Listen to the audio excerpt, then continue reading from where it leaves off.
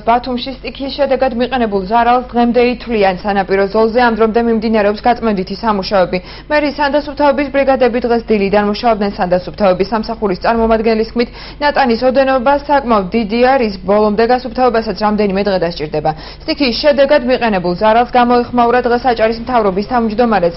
არჩილ ხავაძის თქმით, ახალი ბულვარის ტერიტორიაზე დაახლოებით ერთ თვეში 200,000 ტონა ქვა-ღორღი ჩაიყრება. მთავრობის თავმჯდომარემ დღესვე 5 მილიონიანი პროექტის მნიშვნელობაზეც ისაუბრა და განაცხადა, რომ სანაპირო ზოლი ჭოროხის დელტიდან წლიურამდე ქვის ლოდებით გამაგრდება, რაც სტიქიის შედეგად ზარალის მიყენებას მინიმუმამდე დაიყვანს. პროექტი 2014 წლის ბიუჯეტში გათვალისწინებულია და მისი ამოქმედება თებერვლიდან იგეგმება.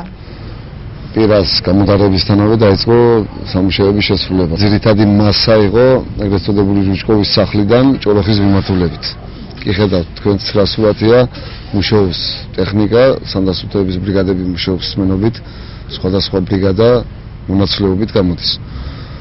რაც ტექნიკით და ხელით შესაძლებელია გაწმენდა იწმინდება და შემდეგ ბრიგადა მიყვება ცოცხით, რომ აღნიშნული ტერიტორიები დაუბრუნდეს ადრინდელ მდგომარეობას.